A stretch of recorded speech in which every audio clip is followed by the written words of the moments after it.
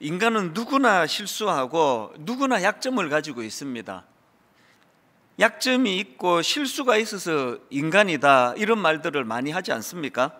그렇기 때문에 실수하지 않으려고, 넘어지지 않으려고 애쓰고 또 몸부림치는 것도 필요하겠지만, 그러나 사실은 우리가 실수하더라도 또 넘어지더라도 금방금방 다시 회복되고 일어설 수 있는 힘, 이 은혜를 구하는 것이 더 필요하겠다, 그런 생각을 해보게 됩니다. 제가 오늘 본문을 이런 관점으로 좀 풀어나가기를 원하는데요, 이런 관점으로 본문을 보면은 오늘 본문에 등장하는 인물들이 딱 두 그룹으로 나누어지는 것을 볼 수가 있습니다. 한 그룹은 동방에서 온 박사들이고요, 그런가 하면 또 다른 한 그룹은 본문에 나오는 이 헤롯 왕과 또 그 주변에 있던 대제사장과 서기관들, 이렇게 두 그룹으로 나눌 수가 있습니다. 이렇게 본문에 나오는 인물을 두 그룹으로 나눠놓고 보니까 이 두 그룹에 공통점도 있고 차이점도 있는 것을 발견하게 되는데요, 이 두 그룹의 공통점이 뭐냐? 모든 본문에 등장하는 인물들 모두가 다 실수하고 잘못을 범하고 있다, 이게 공통점이더라는 것입니다. 자, 먼저 동방에서 온 박사들의 실수와 잘못을 한번 살펴보기 원하는데요, 자, 마태복음 2장 1절입니다. 헤롯 왕 때에 예수께서 유대 베들레헴에서 나심에 동방으로부터 박사들이 예루살렘에 이르러 말하되, 여기 보면 지금 아기 예수님은 베들레헴에서 나셨는데 동방 박사들은 예루살렘으로 갔습니다. 예루살렘으로 가서 유대인의 왕으로 나시니가 어디 계시냐 이렇게 물었다가 헤롯 왕을 자극해서 큰 소동을 일으켰고, 그 결과 많은 아기들이 살해당하는 비극을 맛보게 되지 않습니까? 물론 동방 박사들이 의도적으로 그렇게 한 건 아니지만, 그러나 그들이 저지른 그 실수를 결코 가볍다 이렇게 말하기는 어렵습니다. 이게 동방에서 온 박사들이 저지른 실수와 잘못인데요, 사실 그들은 먼 지역인 동방에서 유대까지 그 하나님이 허락하신 별의 인도를 참 잘 따라온 거 아닙니까? 그렇게 잘 인도함을 받다가 막상 유대 땅에 이르러서는 더 이상 별의 인도를 받지 않고 자기들 생각대로 예루살렘으로 가게 된 것, 이것이 오늘 예수 믿는 우리들에게 참 많은 메시지를 준다고 생각합니다. 왜냐하니까 저나 여러분 오늘 예배하시는 분들 가운데 아주 헤롯 왕처럼 대놓고 하나님을 대적하고 그렇게 아기를 죽이는 것과 같은 이런 악한 짓을 저지르는 분은 없다고 생각을 합니다. 그래도 잘 믿어보려고 애를 쓰고, 그래도 하나님의 인도하심을 받으려고 애쓰는 분들이 이 시간에 함께 모여 예배를 드린다고 하는데요, 그런 분들이 가질 수 있는 그 실수가 뭐라고 생각하십니까? 잘 나가다가, 동방 박사들처럼요, 잘 나가다가 끝에 그냥 자기 생각으로 하나님의 인도하심을 받지 않다가 어려움을 겪게 되는 거, 이거 참 많은 분들에게서 볼 수 있는 거 아닙니까? 제가 어느 글에 보니까 그 동방 박사들이 왜 이런 실수를 저질렀나를 분석을 하면서요, 아마도 그들 생각에 유대인의 왕으로 오신다 그러는데, 왕이라고 한다면 당연히 왕궁에 있는 예루살렘에서 태어나는 것이 당연하지 않겠나, 이런 상식적인 생각으로 그렇게 하지 않았을까, 그렇게 분석하는 글을 제가 본 적이 있습니다. 글쎄 성경에 나와 있지 않으니까 정확한 이유는 하나님만 아시겠지만, 그러나 우리 모두가 다 늘 경계해야 되는 건 이겁니다. 그동안 늘 하나님의 인도하심을 잘 받아오다가 잘 나가다가 막판에 엉뚱한 길로 가는 이런 우를 범하기 쉬운 게 예수 믿는 우리들의 삶이다, 이걸 인식하는 겁니다. 그래서 저는 오늘 본문에 나오는 이 동방 박사들의 실수를 보다가 구약에 나오는 우시야 왕이 떠올려졌습니다. 이사야 6장 1절입니다. 여기 보면 우시야 왕이 죽던 해에 이렇게 기록을 하고 있는데요, 저는 한때 이 한마디를 늘 마음에 되뇌이고 또 독백을 하고 그런 적이 있었습니다. 샤워를 하면서도 우시야 왕이 죽던 해에, 또 어떨 때는 차 운전을 하면서도 혼자서 독백을 하는 겁니다. 우시야 왕이 죽던 해에, 우시야 왕이 죽던 해에. 제가 왜 이런 그 독백을 하게 됐냐 하면은, 여기 나오는 우시야 왕은 나라를 잘 다스린 왕이었습니다. 그리고 하나님 보시기에 정직한 왕이라는 평가를 받았던 인물입니다. 그러니까 참 괜찮은 삶을 살았던 거 아닙니까? 그랬던 우시야 왕이었는데 가슴 아프게도 막판에 그만 교만해져 가지고 하나님께 범죄하다가 그렇게 망해버린 인물이 우시야 왕이거든요. 그러니까 제가 왜 샤워하면서 우시야 왕이 죽던 해에, 우시야 왕이 죽던 해에 이런 것들을 제가 되뇌었겠습니까? 제가 저에게 경고를 하는 겁니다. 너도 교만하면 죽을 줄 알아라. 잘 나가다가 끝에 교만해져서 하나님께 범죄하면 이런 비참한 결과가 온다는 것을 제 스스로에게 인식시키고 경고하기 위해서 이런 독백을 계속 제가 드렸던 기억이 있거든요. 오늘 본문에 나오는 동방박사들에게서 그렇게 잘 먼 지역에서부터 하나님의 인도하심을 잘 받다가 끝에 와서 이런 우를 범하고 그것이 결과적으로 그 어린 아기들을 죽게 만드는 그런 비극의 원인을 제공했다고 하는 것, 이게 본문에서 동방박사들이 저지른 잘못과 실수라고 저는 생각합니다. 그런가 하면은 두 번째로 나오는 그룹인 이 대제사장과 서기관들도 마찬가지예요. 그들에게도 치명적인 약점이 노출이 되는 것을 볼 수 있는데요. 자, 그들의 그 약점을 말하기 전에 먼저 그들의 장점부터 살펴보는 게 필요할 것 같습니다. 본문에 나오는 대제사장과 서기관들은 어떤 장점을 갖고 있었나? 대단한 성경 지식을 자랑하고 있었다는 겁니다. 왕이 묻습니다. 4절에서요. 왕이 모든 대제사장과 백성의 서기관들을 모아 그리스도가 어디서 나겠느냐 물으니, 그랬더니 5절에서 바로 답이 나옵니다. 이르되 유대 베들레헴이오니 이는 선지자로 이렇게 기록된 바. 그냥 왕의 질문에 바로 베들레헴이라고 답하는 이것도 대단하지만 그게 자기 생각이 아니라 뚜렷한 성경적인 근거를 가지고 그게 성경에 그렇게 기록되어 있습니다. 이거 대단한 거 아닙니까? 그런데 이게 그들이 갖고 있는 장점이었지만 이게 또 약점이에요. 그 약점이 뭐냐? 그들은 이렇게 해박한 성경적인 지식을 갖고 있었지만 그것이 머리로만 작동이 되었지 그 삶을 움직이는 동력이 되지 못했다는 겁니다. 여러분 한번 생각해 보십시오. 지금 동방에서 온 박사들은 이방인들이에요. 이런 성경적인 지식을 잘 모릅니다. 그래서 엉뚱한 곳 헤매고 있는 거 아닙니까?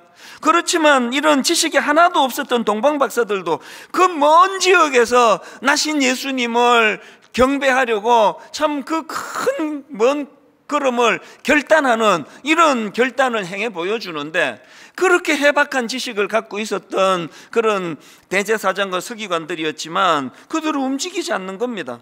여기서 우리가 얻을 수 있는 너무나 중요한 메시지가 있는데요. 여러분, 성경적으로 능통한 지식이 그것이 곧 그 사람의 영적인 깊이를 말하는 게 아니라는 것입니다. 분당 우리 교회는 제장훈련, 저는 이 제장훈련이 분당 우리 교회의 척추라고 생각하거든요. 지금 30개 교회로 분립을 하고 나면은 이제 지금 그 전문 학자들과 지금 컨택 중에 있습니다. 이제 제장훈련을 업그레이드 시킬 겁니다. 제장훈련을 이제 완전히 이 시대에 맞는 것으로 한번 옷을 갈아입어야 되겠다. 저희가 꿈꾸는 제장훈련은요, 머리를 키우는 훈련이 아닙니다. 하나님의 말씀을 우리가 정확하게 안다면 그것이 삶 속에서 능력으로 역사할 수 있도록 하는 거, 이게 제자 훈련의 핵심 아닙니까? 오늘 본문에 나오는 대제사장과 서기관들의 약점을 보면서 이게 오늘 저의 약점이나 우리 성도님의 약점이 되지 않기를 바랍니다. 어쨌든 이게 그 두 번째로 등장하는 대제사장과 서기관들의 약점이고요. 그런가 하면은 또 그 다음에 등장하는 헤롯 왕, 이 헤롯 왕의 약점이라는 거야 설명을 안 드려도 다 아시는 거 아닙니까? 아주 끔찍한 인간이에요. 이렇게 등장하는 사람들 모두가 다 크고 작은 실수와 약점을 보여주고 있는 것, 이게 제가 발견한 오늘 본문에서의 공통점이고요. 그런가 하면은 차이점이 하나 있습니다. 비록 동방 박사들은 실수하고 또 해서는 안 되는 그런 잘못을 저지른 거 사실이지만, 그러나 동방박사들과 헤롯 왕의 결정적인 차이는 이 동방박사들은 금방 회복이 되더라는 거예요. 금방 원래의 자리로 돌아오더라는 겁니다. 성경에 보면은 결국은 동방박사들은 다시 그 별의 인도함을 받아가지고 목표로 했던 예수 그리스도를 만나고 그분께 경배를 드리고 또 아름다운 선물을 드리는 해피 엔딩, 이게 동방박사들의 모습 아닙니까? 여기에 반해서 헤롯은 이런 회복이 없던 인간이라는 겁니다. 이게 저는 참 중요한 포인트라고 생각합니다.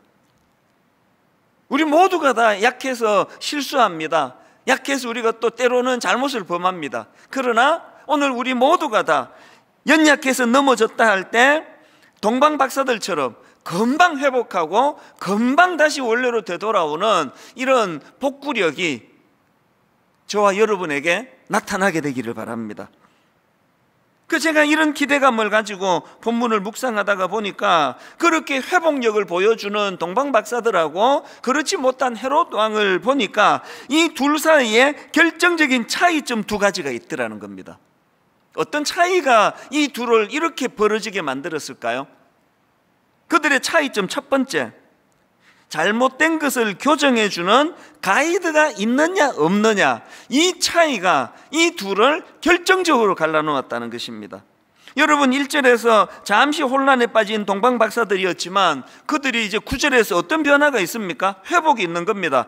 박사들이 왕의 말을 듣고 갈새 동방에서 보던 그 별이 문득 앞서 인도하여 가다가 악이 있는 곳 위에 머물러 서 있는지라. 이처럼 잠시 혼란에 빠지기도 하지만 그러나 금방 그 혼란을 교정해주는 그들에게는 가이드가 있을 때, 가이드. 이게 얼마나 중요한지 모릅니다. 가정에서 자녀들이 잠깐 방황하기도 하고 잠깐 엉뚱한 길로 빠지기도 하고 잠깐 사춘기를 심하게 앓는다 할지라도 그들에게 좋은 부모님이 자리하고 있다면 그것이 가이드가 되어서 다시 원리로 되돌리게 하는 힘이 되는 거 아닙니까? 신앙의 원리도 마찬가지입니다. 여기 나오는 별에 대해 가지고 여러 해석들이 있지만 저는 이 별이 우리가 그냥 눈으로 볼 수 있는 하늘에 떠 있는 그런 일반적인 별은 아니라고 생각을 합니다. 그건 12절 말씀도 마찬가지 아닙니까? 그들은 꿈에 헤롯에게로 돌아가지 말라 지시하심을 받아 다른 길로 고국에 돌아가니라. 여기 나오는 이 꿈이 그냥 우리가 매번 어제도 꾸고 그저께도 꾼 일반적인 꿈은 아니라고 생각합니다. 하나님께서 그들을 인도하기 위하여 특별하게 은혜를 주신 그런 어떤 장치라고 저는 생각하거든요. 바로 이런 하나님의 인도하심, 이 잘못된 것을 교정해주는 하나님의 가이드가 있는 인생은 언제든지 실수하지만 언제든지 옆길로 새지만 바로바로 복귀가 된다는 겁니다. 그래서 제가 오늘 새벽에 이 말씀을 쭉 정리하다가 찬양 하나가 제 마음에 참 뜨거움으로 왔습니다. 여러분, 이 찬양 기억하십니까? 주여 우린 연약합니다, 이렇게 시작하는 찬양 여러 번 불렀는데요, 가사가 참 처절하지 않습니까? 주여 우린 연약합니다. 우린 오늘을 힘겨워합니다. 주 뜻 이루며 살기엔 부족합니다. 우린 연약합니다. 그리고 또 이렇게 고백합니다. 주여 우린 넘어집니다. 오늘 하루 또 실수합니다. 주의 긍휼을 구하는 죄인입니다. 우리는 주님만 바라봅니다. 저는 이게 신앙생활의 핵심이라 생각합니다. 내가 예수 믿었다고, 내가 은혜 받았다고, 내가 신학교 졸업하고 목사가 됐다고 나는 이제 완벽하다, 나는 이제 실수 안 한다, 나 이제 죄 안 짓는다, 그건요 지독한 위선자예요. 오히려 은혜를 받으면 받을수록 내 연약함이 더 많이 드러납니다. 왜? 빛 대신 주님께 가까이 다가가면 다가갈수록 내 약한 게 다 드러나게 되더라고요. 우리의 특징은 넘어지지 않는 데 있는 거 아닙니다. 죄 짓지 않는 데 있는 거 아닙니다. 실수하지 않는 데 있는 게 아닙니다. 우리의 특징은 그 모든 것들을 다 시인하고, 그래서 주님 내가 이렇게 연약하기 때문에 그래서 우리는 주님만 바라봅니다. 주님 우리의 가이드가 되어 주시기 원합니다. 이게 우리의 특징 아닙니까? 오늘 본문의 동방박사가 그 악한 헤롯 왕과의 결정적인 차이가 바로 이거라는 겁니다.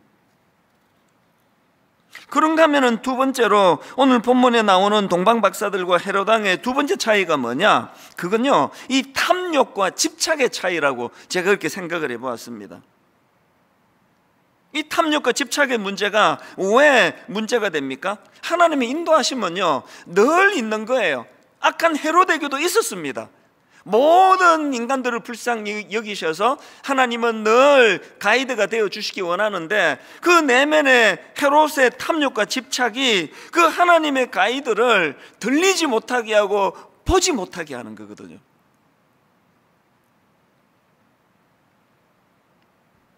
아니, 그 동방 박사들이 유대인의 왕으로 나신 이가 어디 있느냐, 이 질문에 대하여 헤롯은 왜 그렇게 소동합니까? 헤롯은 왜 그 한마디에 그토록 두려움을 가지게 되는 겁니까? 그 내면에 있는 이 탐욕 때문에, 그 탐욕이 가져다주는 집착 때문 아닙니까? 제가 목회하면서 제 자신을 종종 관찰을 하는데요, 하여튼 뭔가 집착하게 되면은 그게 경직을 가져다 주더라고요. 새벽마다 제가 하나님께 구하는 은혜는, 하나님 은혜가 내게 임할 때 이 경직이 사라집니다. 집착이 사라지게 됩니다. 그걸 제가 참 많이 느끼거든요. 지금 이 헤롯 왕은 그 왕위라고 하는 내면에 도사리고 있는 그 집권욕 때문에 너무너무 지금 집착하고 경직되는 겁니다. 아마도 헤롯 왕 머릿속에는 온 세상 사람들이 딱 두 종류밖에 없었을 겁니다. 자기 집권을 도와주고 그 왕위를 인정해주는 그룹, 또 그것을 방해하고 반대하는 그룹, 딱 둘밖에 없었을 겁니다. 그러니까 온 세상 사람들이 지금 기다리는 그 메시아가 이 땅에 오셨다는 그 놀라운 소식을 듣고 소동하고 경직이 되고, 그게 막 애기들을 죽이고 이런 악한 결과로 치닫는 게 다 이런 문제 아니겠습니까? 저는 이 말씀을 묵상하면서 하나님 일만수도 파송 운동을 추진하는 과정에 있는데, 하나님 제가 추구하는 이 일만수도 파송 운동이 이전에 나오는 동방 박사들처럼 그저 이것이 오직 여호와만을 섬기고 오직 여호와께 영광이 되는 이 목표 말고는, 이 목적 말고는 아무런 목적이 없기를 원합니다. 그 마음의 기도가 나오는 거 아닙니까? 왜? 하나님께 영광이라고 하는 이 목적, 이 목표 말고 다른 게 생기면, 탐욕이 들어오면은 제가 경직이 되는 거고, 경직이 되면 반드시 하나님 뜻을 구현하기가 어렵기 때문에 그렇습니다. 최근에 모 가수가 이제 그 박사학위 표절 문제로 어려움을 겪고 있는 기사를 제가 봤는데요, 전 다른 데 관심이 있는 건 아니고요, 그 과정에서 이제 기사를 보다가 보니까 그 가수가 후회하면서 한마디 던진 그 내용이, 이게 저에게도 참 유익하겠다 해서 그걸 옮겨 적어 놓았습니다. 무슨 후회를 하는가 하니까 이렇게 말하더라고요. 지금 생각하니 제게 어울리지 않는 옷이었습니다. 과한 욕심을 부린 것 같습니다. 무슨 뜻인지 아시겠죠? 아니, 가수가 노래 잘 부르고 사람들이 박수치고 인기 얻고 하면 되는데 이 박사학위가 무슨 소용이 있냐고요. 그 얘기를 하는 것 같아요. 지금 생각하니 제게 어울리지 않는 옷이었습니다. 제가 이 기사를 보면서, 하나님, 저도 늘 욕심이 있고, 저도 늘 잘못된 길로 갈 수 있고, 저도 동방 박사가 가지고 있던 실수를 범할 수 있다고 한다면, 하나님 가이드가 되어주시는 주님께서 이 사건 터지고 사람들에게 부끄러움에 빠지고 수치에 빠져서 회한과 후회로 하는 독백이 아니라 새벽에 주시는 은혜로 이런 것들이 교정되어 가기를 원합니다. 여러분, 저나 여러분 모두가요, 사실 지금 갖고 있는 그 생각 속에 탐욕이 얼마나 많은지 고백해야 합니다. 돌아보면은 어울리지 않는 옷처럼 하나도 필요 없는 것, 이런 것에 집착하는 것들이 얼마나 많았냐고요. 그게 우리 눈을 가리워서 하나님의 가이드를 받지 못한다는 사실을 인식하고 늘 이걸 떨쳐나가야 됩니다. 요즘 제 머릿속에 자리 잡고 있는 문장 하나가 있는데요, 전에 한번 설교 시간에 언급한 것 같습니다. 어느 수도원을 방문한 여행객에게 그 수도승이 이제 안내를 하면서, 이제 우리 수도원은 이런 곳입니다 쭉 설명을 하고 그 과정에서 나온 한마디라고 합니다. 요 근래에도 제가 이것을 다시 옮겨 적고 참 이것을 묵상하는 시간을 가졌는데 화면으로도 제가 이것을 좀 띄워 부탁을 했습니다. 이런 내용이에요. 수도원을 소개한 후에 그 수도승이 한 말이 이렇습니다. 여행객에게 머무시는 동안, 이 수도원에 머무시는 동안 무엇이든지 필요한 것이 있으면 말씀해 주십시오. 그것 없이 사는 법을 가르쳐 드리겠습니다. 이게 저에게 너무나 매력적인 문장인 겁니다. 여러분, 이 세상은요, 무엇이든지 필요한 것이 있으면 말씀해 주십시오. 저희가 이루어 드리겠습니다. 이런 속임수가 이 세상의 말 아닙니까? 그래서 이 세상은 점점 집착하게 되고 점점 탐욕적이 되고 이것을 이루기 위해서 돈이 필요하고 권력이 필요하다고 떠들어대는 이 세상에 놀아나는 게 오늘 우리 아닙니까? 그런데 여러분, 이 한 문장이 왜 제 마음에 머뭅니까? 머무시는 동안 무엇이든지 필요한 것이 있으면 말씀해 주십시오. 그것 없이 사는 법을 가르쳐 드리겠습니다. 이 탐욕을 부추기는 세상에서 늘 하나님만으로 만족할 수 있는, 자족할 수 있는, 그래서 이런 고백들이 우리 입술에서 터져 나오게 되기를 바랍니다. 그래서 이 탐욕과 집착이 없는 동방박사, 그리고 하나님의 가이드가 늘 함께했던 그 동방박사들의 모습을 본문에서 볼 수 있는데요, 우린 이걸 늘 훈련해야 돼요. 그래서 하나님, 이 탐욕과 집착을 물리치고 늘 하나님의 인도하심, 하나님이 내 가이드가 되어주시는, 때로는 그들에게 별로 보여주시고 때로는 불기둥 구름기둥으로 이스라엘 백성들을 인도해 주시고 때로는 수많은 좋은 사람들을 붙여서 하나님의 가이드 역할을 맡겨주시는 이런 것들을 보면서 아버지, 그런 삶을 살기를 원합니다. 여러분, 성탄절의 기쁨을 어디서 찾는 겁니까? 바로 그 가이드가 되시는 주님이 이 땅에 오셨다는 여기에 의미를 부여하는 거 아닙니까? 그래서 우리는 늘 가이드 되시는 그 주님과 또 그분의 인도하심을 받기 위하여 늘 두 가지 훈련을 해야 돼요. 꼭 이 두 가지 훈련을 마음에 담으시면 좋겠습니다. 첫 번째 훈련이 뭡니까? 감사로 탐욕을 밀어내기 훈련. 제가 이렇게 제목을 잡아봤습니다. 빌립보서 4장 11절 12절에 사도 바울의 고백을 보십시오. 내가 궁핍함으로 말하는 것이 아니니라 어떠한 형편에든지 나는 자족하기를 배웠노니 나는 비천에 처할 줄도 알고 풍부에 처할 줄도 알아 모든 일 곧 배부름과 배고픔과 풍부와 궁핍에도 처할 줄 아는 일체의 비결을 배웠노라. 그 다음 빌립보서 4장 6절 7절입니다. 아무것도 염려하지 말고 다만 모든 일에 기도와 간구로 너희 구할 것을 감사함으로 하나님께 아뢰라. 하나님께 기도와 간구를 아뢰는데 어떻게 해요? 감사함으로 하나님께 아뢰라. 그리하면 모든 지각에 뛰어난 하나님의 평강이 그리스도 예수 안에서 너희 마음과 생각을 지키시리라. 여러분, 이 감사야말로 우리 안에 탐욕을 몰아내는 능력인 것을 믿으시기를 바랍니다. 제가 이번에 이 감사라는 그 책을 이제 발간을 하면서 이 서론의 프롤로그에 무슨 글을 쓸까 생각을 하다가 예전에 너무너무 제 마음이 따뜻한 기억이 하나 떠오르는 겁니다. 요즘은 제가 뭐 간헐적 단식 막 이러면서 이제 아침을 안 먹을 때가 참 많은데요, 예전에는 제 아내가 도시락을 싸줬습니다. 그 도시락 안에 보면은 이제 주로 이제 채소인데요, 뭐 오이, 당근, 뭐 이런 것들을 이제 주로 넣고 또 계란 2알, 어떨 때 또 1알. 아침이 참 조촐했습니다. 그리고는 이제 이 아침 이 채소 도시락을 놓고는 이제 옆방에 커피 기계가 있거든요. 거기서 이제 커피를 한 잔 뽑아 놓고 아침에 제가 이 2가지 주문을 외우듯이 이 2가지로 하루를 시작을 했거든요. 사실 저는 커피를 끊은 지가 거의 한 30년 됐습니다. 제가 20대 때 커피를 끊고는 거의 50대 후반까지 커피를 안 마셨거든요. 그러다가 다시 커피를 마시기로 한 건 뭐 몇 가지 이유가 있는데 그 중에 하나가 바로 이 아침이 이렇게 하는 게 너무 좋았어요. 맹물을 마시면서 하루를 시작하는 건 좀 잘 안 되더라고요.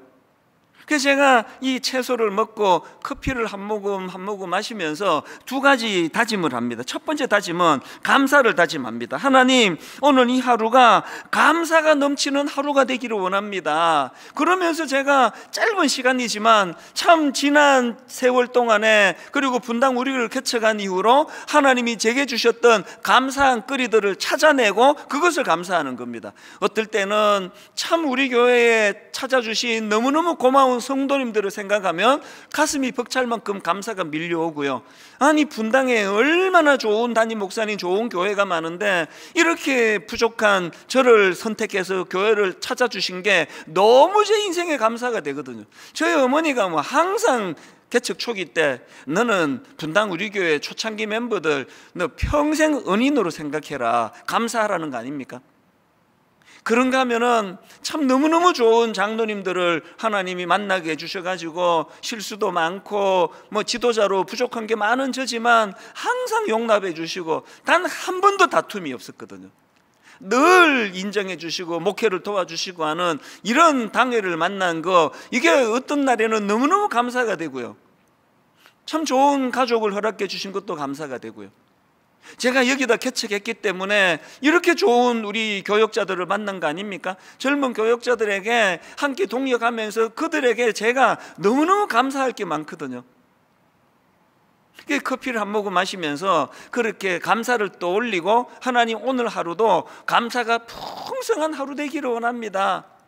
그 다음에 두 번째로 다짐하는 게 뭐냐 하면은, 하나님 오늘 하루도 이 분에 넘치는 욕심을 품지 않기를 원합니다. 이걸 참 많이 다짐을 했습니다. 그러면서 종종 이제 커피 한 모금하고 저한테 명령을 이렇게 했습니다. 고마해라, 많이 묻다 아이가.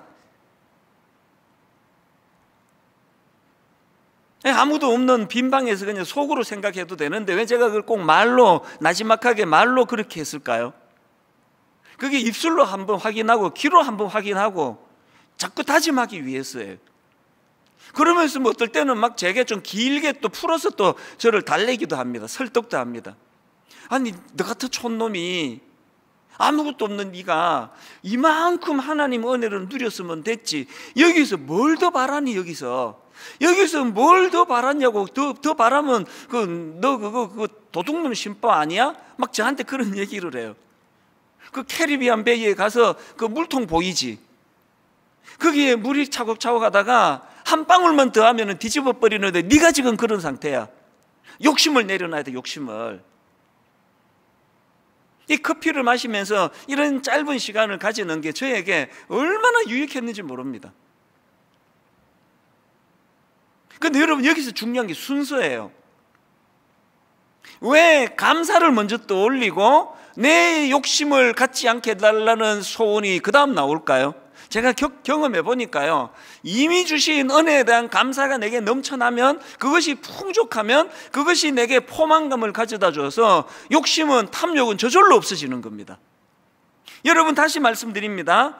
여러분, 이 감사야말로 내 안에 탐욕을 몰아내는 능력인 줄 믿으시기를 바랍니다. 아침마다 커피 마시면서 한번 해보세요. 얼마나 이 하루가 풍성한지 모릅니다. 지금 이 12월 한 달 동안 감사 회복 운동을 벌이고 있는데요, 153 감사 노트 쓰기 운동, 여러분 꼭 부탁합니다.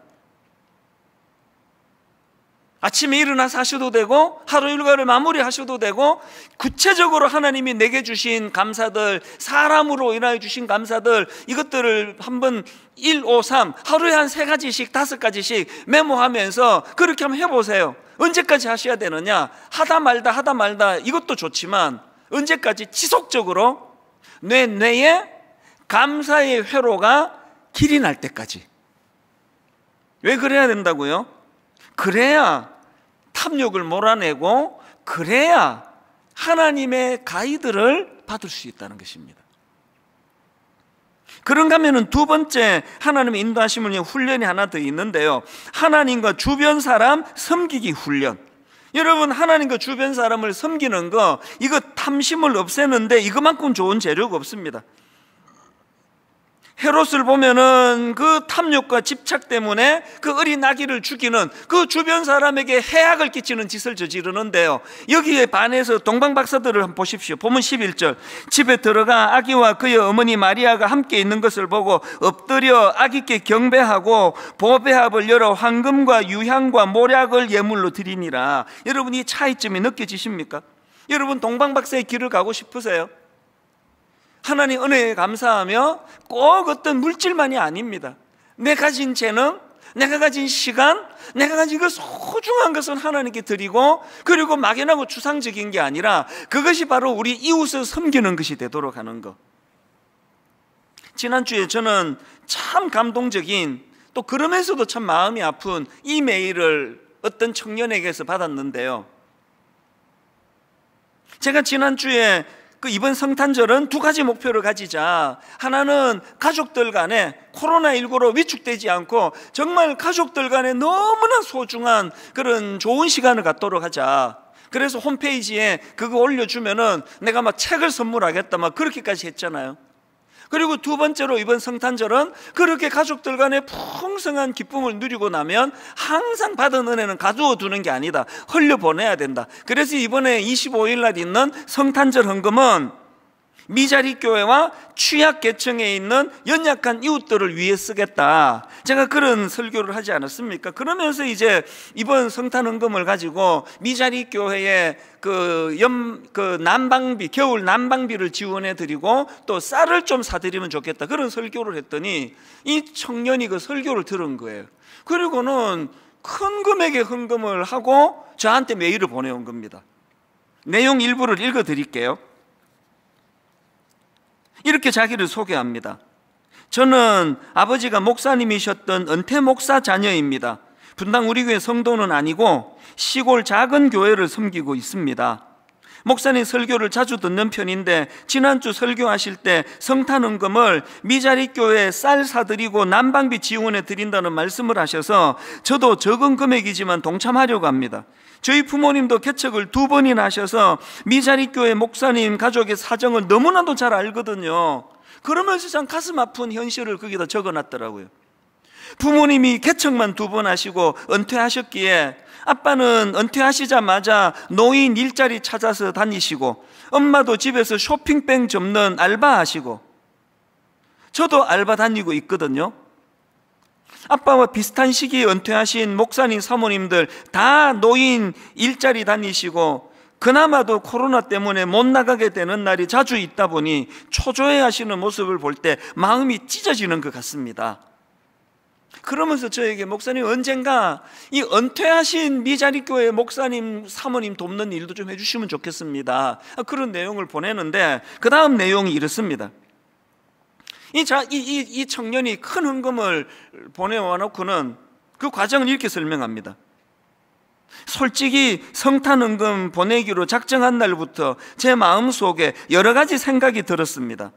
저도 아르바이트라 언제 잘릴지 모르는 상황 속에서 1년 동안 조금씩 모은 돈인데, 저 돈은 남들이 볼 땐 하찮은 금액이지만 그 돈이면 부모님 고기 한번 실컷 사드릴 수 있는데, 나 아니어도 부자들이 헌금할 텐데, 이런 별별 생각을 다 하다가 주님이 주신 사인이 있어서 두렵고 떨리는 마음으로 보냅니다. 저희는 쌀과 김치는 있어서 먹고 사는데 쌀마저 없으시면 그건 정말 비참할 것 같아요. 그러면서 본인은 뭐 보잘것없는 하찮은 금액이라 했지만 큰 금액을 보내온 겁니다. 이 청년이 왜 이런 결단을 하게 됐나? 제가 이 편지를 읽어주려고 마음먹은 건 마지막에는 이 한 문장 때문이에요. 이런 내용이 여기에 있습니다. 20대 때부터 꿈꾸고 기도해온 것이 있습니다. 목사님들 은퇴하시면 방 한 칸도 얻을 돈이 없으신 분들, 그분들께 집 지어드리고 섬겨드리고 싶은 꿈이에요. 남들이 들으면 비웃을지 모르겠지만 그래도 기도하면서 기다리고 있습니다. 저는 이 청년의 글을 읽으면서 너무너무 마음이 뜨거워졌습니다. 여러분, 비록 지금 아르바이트 하면서 지금 준비하고 있는 상황이지만 이 청년 가슴 속에 이런 선한 꿈을 꾸고 있는데, 여러분, 이런 청년 마음 속에 어떻게 헤롯이 가진 탐심이 자리 잡을 수 있겠냐고요. 한국교회를 살리는 사람들은 저 같은 큰 교회 목사들만 아닙니다. 곳곳에서 이런 순수한 마음을 가지고, 깨끗한 마음을 가지고 하나님을 그리고 이웃을 섬기고자 하는. 그래서 여러분, 이제 25일 드리게 될 성탄절 헌금 계좌번호를 오늘부터 올려달라고 부탁을 해놨습니다. 우리가 드릴 이 헌금은 미자리교회 난방비 또 쌀 지원 후원금으로 쓰게 될 겁니다. 그리고 오늘 우리가 드리게 될 25일 드리게 될 이 헌금은 해외 곳곳의 선교사님들에게 마스크 보내기 운동의 시드머니가 되기를 원합니다. 들어보니 마음이 아파요. 선교사에게 지장이 있습니다.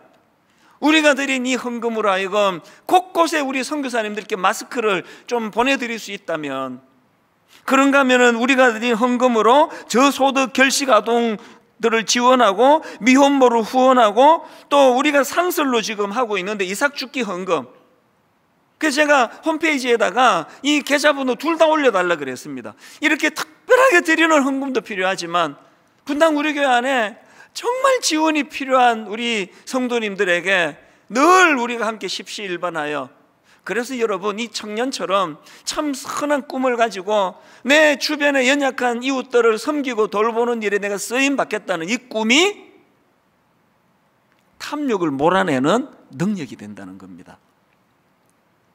말씀을 이렇게 맺기를 원합니다. 이제 여러분 며칠만 있으면 성탄절인데요, 요한계시록 22장 16절, 나 예수는 교회들을 위하여 내 사자를 보내어 이것들을 너희에게 증언하게 하였노라.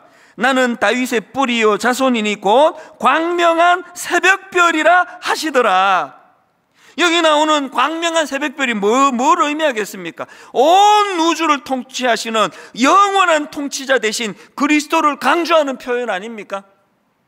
동방 박사들에게 별이 그들을 인도했던 것처럼 다른 분이 아닙니다. 영원한 새벽별 되시는 그 주님께서 혼미한 인생을 걸어가는 우리를 인도해 주시는 새벽별이 되신다는 것, 이 사실을 기억하고 우리는 늘 내 마음에 그 헤롯이 가졌던 탐욕, 그 아무것도 아닌 그 기독권 그거, 이것 때문에 경직이 되는 인생이 아니라 늘 넘어지지만 손잡아 일으켜 주시는 주님, 늘 헷갈려 엉뚱한 길로 가지만 다시 제자리로 되돌려 주시는 그 주님, 그 주님이 오신 이 성탄절을 기뻐하면서 그분이 우리 삶의 가이드가 되어 주시도록